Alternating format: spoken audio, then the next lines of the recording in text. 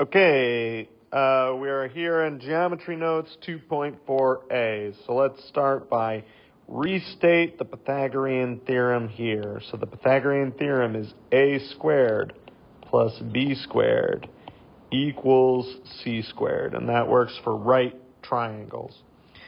And before we begin, I'm just going to change this to Q, R, and S. This was a typo that we did in class, and it works a little bit better if we just name everything Q, R, and S. So we're going to plot these points. So Q is going to be at -4, 1. So I'm going to go -1, 2, 3, -4. Then we're going to go up 1. So that's going to be here. So this is Q. R is going to be at 2, 1. So it's going to be 1, 2, and then up 1. So that's going to be here. That's R. And then S is going to be at 2, 2 on the X, and then 8 on the Y. So 1, 2, 3, 4, 5, 6, 7, 8. So 2, 8. So that's Q, R, S. And then we can go ahead and connect these dots here. So I want to know, what is the length of QR? So tell me the length from Q from -4 to 2. So it's going to be 1, 2, 3, 4, 5, 6. 6, right? But there's an easier way we could do that, or a more sophisticated way we could do that, and that would be, if I look at the X values, right, if this goes right and left, so I can look at the change in X. So I can say, well, -4 to 2, we'd say, well, -4 minus 2, take the absolute value, -4 minus 2 is -6, and the absolute value of -6 is 6. So that's 6. Let's find the distance from R to S. And this goes up and down, right? So if we look at the Y values, I can say, well, from 1 till 8, what is the distance from 1 to 8? So I can go 1, 2, 3, 4, 5, 6, 7. And like I said, we can use our more sophisticated way of doing that, and I can say, well, the distance from 1 to 8, I can say 8 minus 1, take the absolute value. 8 minus 1 is 7. The absolute value of 7 is 7.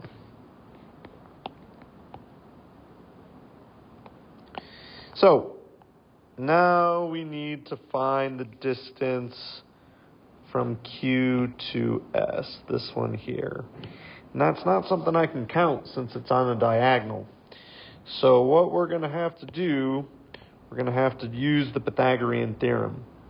And say, okay, well, a squared plus b squared equals c squared.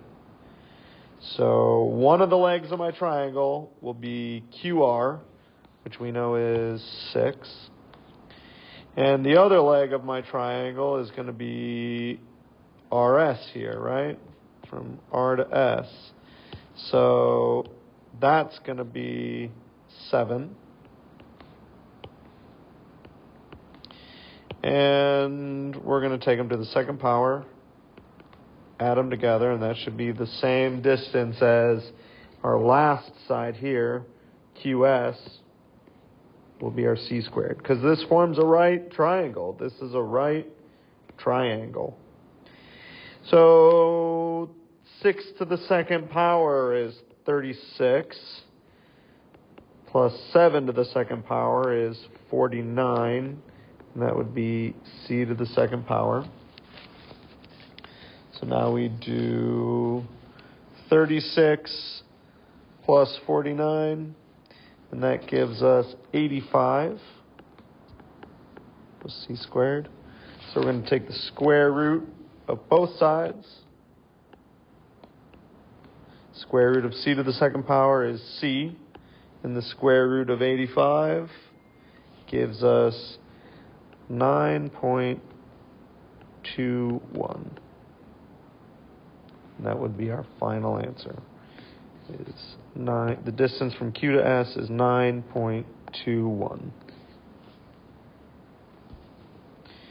Okay. So how did we find the distance? I remember we said this is QR and RS. So how did we find the distance from QR and RS without counting? These ones here and this one here. So we could count it, but I mean, we might get a really large number. There might be a lot happening there. So our method was we found the distance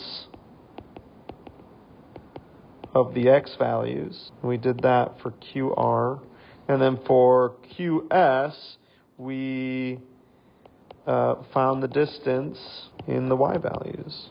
So can we incorporate that into the Pythagorean theorem? Absolutely. So if I have a squared plus b squared equals c squared, all we did for the two legs of the triangle were put the distance of the x values.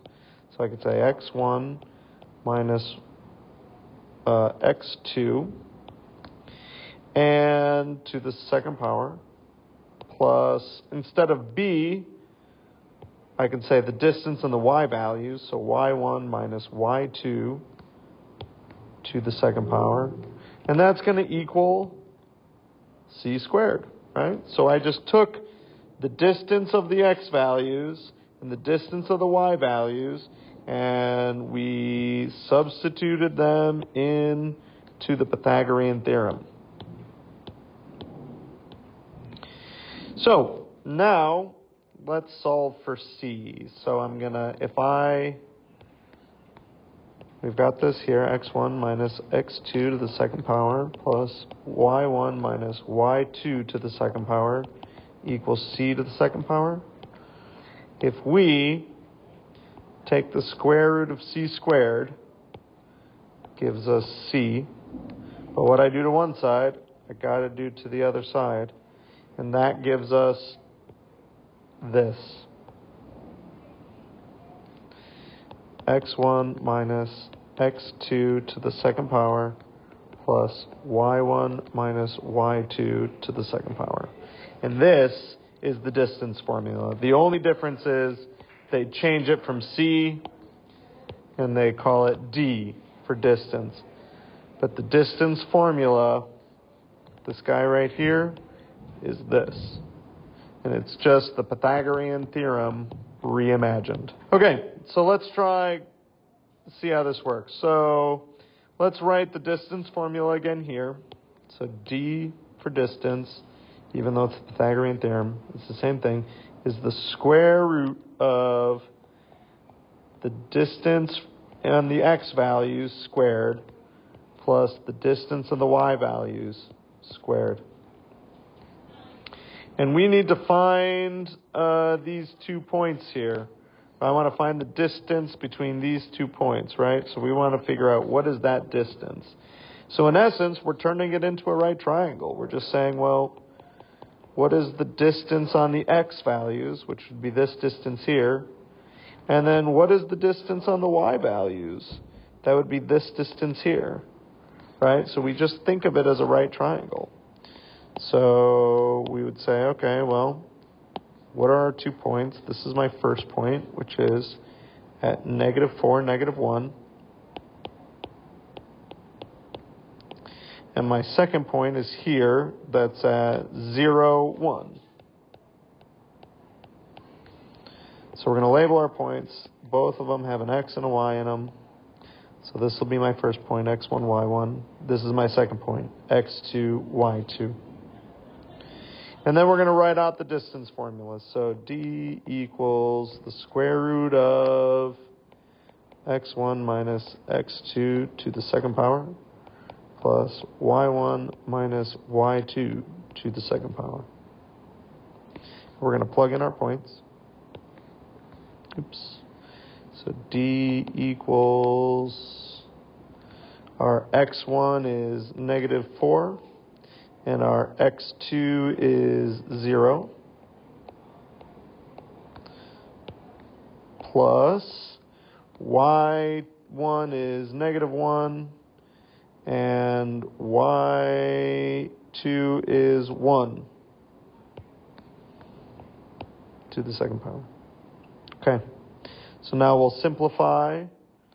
So d equals negative 4 minus 0 is going to be negative 4 to the second power.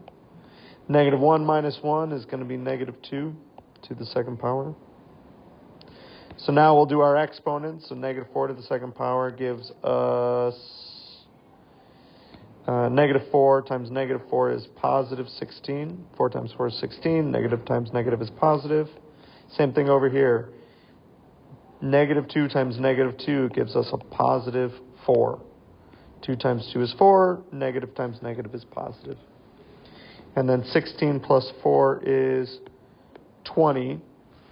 So then all we got to do is find the square root of 20, which is about 4.5. It's 4.472, blah, blah, blah, something. But we can just round that to 4.5. We can skip this one for now. I just want to take a look at this and say, couldn't we have used the Pythagorean theorem for this just as well? And that's true. I could say, well, what if I just drew out a right triangle here and said, okay, well, this distance is 1, 2, 3, 4. So my Pythagorean theorem is a squared plus b squared equals c squared. And we found this bottom leg, which is 4. And then we can count this side, which is 1, 2. So my other leg is 2. Let me say this is to the second power equals c squared. And it's very similar, right? Look at negative 4 to the second power also is the same as 4 to the second power, which is 16. 2 to the second power is 4, which is the same as negative 2 to the second power. So this is looking very similar. So now we take the square root of both sides. Sorry. We simplify that first. So now I've got 20 equals c squared. Now I take the square root of both sides. And look at it. We're taking the square root of 20 in both instances. So it's really just about the same thing. And all of this can be written down here if you'd rather. But yeah, so this is almost the exact same thing. You can do the distance formula or you can do the Pythagorean theorem. And as we go on to the practice problems, I will accept either. You can do the Pythagorean theorem here just by counting and using the Pythagorean theorem. Or you can use the distance formula.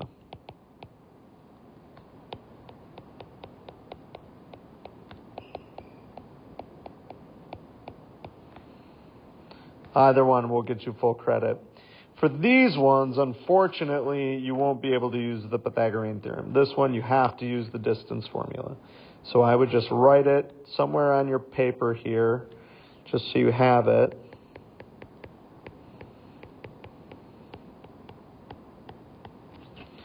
And then work on these problems here. Feel free to rewatch this video. I'll also post some other videos from Khan Academy, which I found pretty